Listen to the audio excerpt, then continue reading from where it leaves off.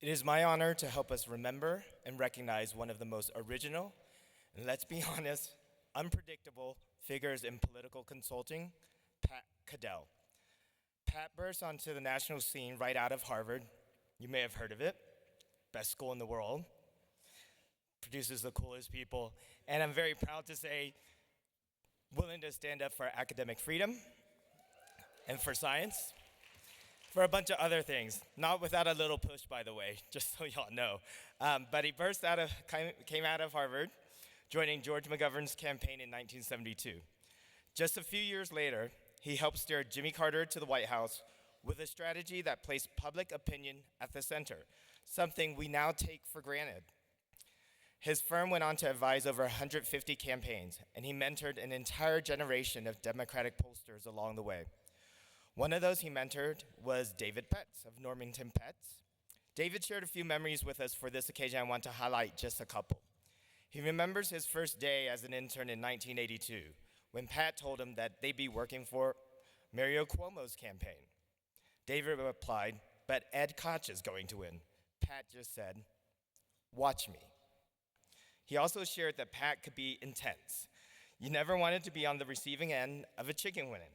Oof. But more than that, he taught David how to think independently and speak truth to power and translate data into a message that matters. Pat challenged conventional wisdom, he made people better, and today we're proud to induct him into the AAPC Hall of Fame. Now let's take a few moments to watch a video tribute to Pat's extraordinary and yes, unconventional career. Pat Caddell was a crusader in consultant's clothing, a high school math prodigy who in 1967 turned a junior year research assignment into what we know today as modern political polling. This was a guy, Charles, who literally invented political polling and consulting as we know it.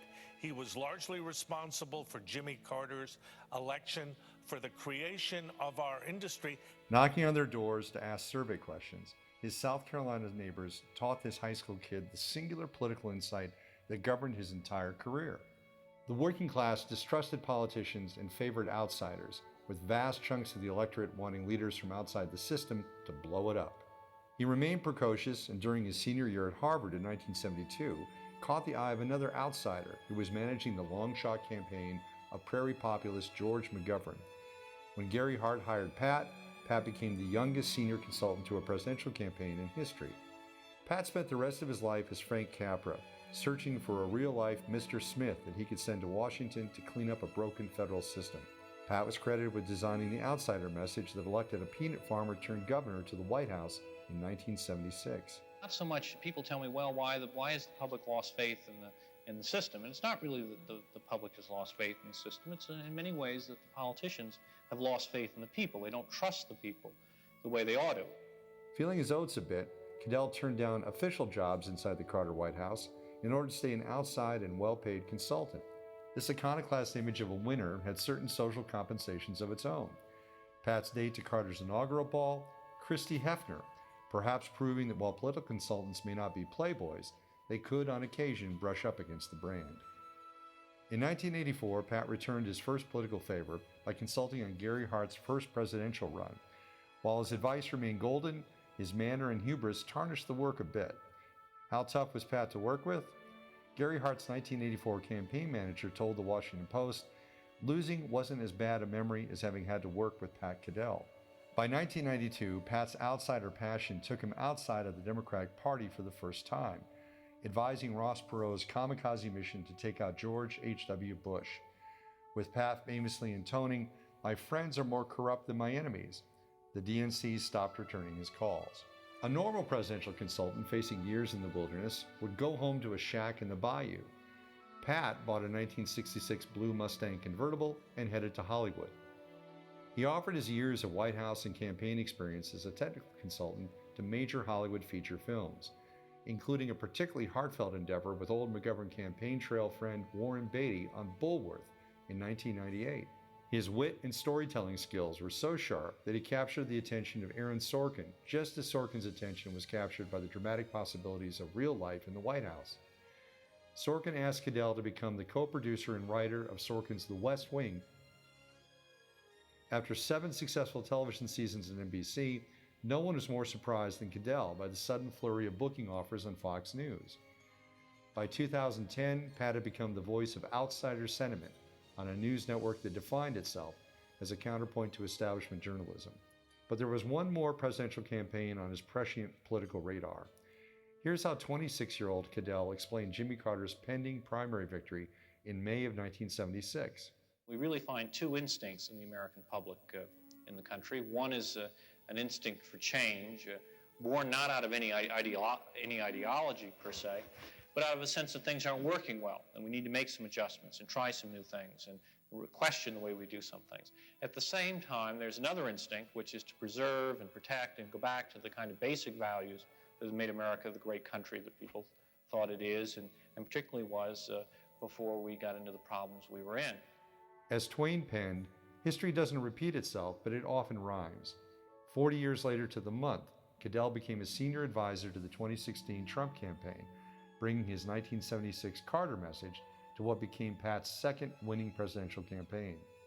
The rally cry he recommended to Trump, his final Mr. Smith in 2016, it had to be somebody from the outside. Nobody in this system was going to challenge it. So therefore, you get the vehicle, and as long as he understands what he seems to be trying to grasp, as he tried to do at the convention, that I am your voice, I am your vehicle. And he was. After his passing in 2019, Pat was eulogized as the prophet of the alienated electorate. His presidential campaign record was truly remarkable. Unlike the vast majority of his peers, he was responsible for the election of 2 different U.S. presidents. And in moments of rare self-deprecation, he would smilingly point out that he was also responsible for 2 49 state electoral defeats. Like Kamala leaving a happy hour, both numbers are staggering.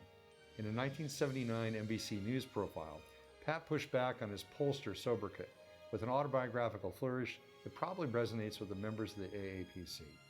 Will not want to go through life being stereotyped that he does polling and just number crunching. That's all he knows. I mean, I think I have a broader intellect than that. I think I have a great love of history, and I think I love the synthesis of conceptual ideas.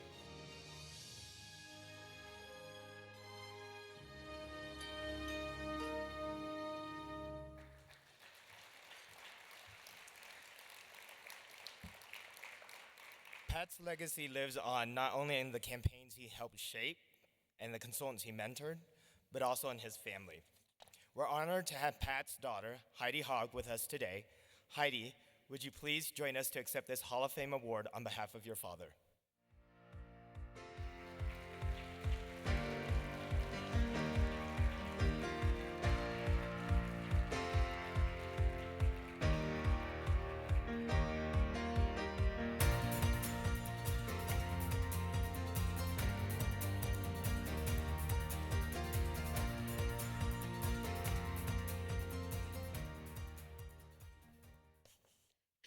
Sorry, I'm a little choked up. Hi, everyone. On behalf of our family, it is a profound honor to accept this recognition from my father, Patrick Caddell. To see him inducted into the Hall of Fame of the American Association of Political Consultants is deeply moving. For all of us who knew him, not just as a brilliant mind in political strategy, but as a father and as a grandfather who was known as Dada. As devoted as he was to his work, he was even more devoted to his family. That same analytical mind that could dissect a national electorate could also quietly notice when one of us needed a word of encouragement or a listening ear. He was an incredible father. And watching him become a grandfather, loving, playful, and proud, was a gift to all of us. Sorry, I'm so choked up. He left a legacy not just in strategies he shaped, the campaigns he influenced, but in a way he brought intellectual integrity to political consulting. He showed us that you could be rigorous, curious, skeptical, and hopeful all at once. Thank you to the AAPC for this honor, And thank you to everyone who worked with, learned from, or simply listened to my dad over the years. You helped shape his journey, and today we are grateful to see his legacy so beautifully recognized. Thank you so much, everyone.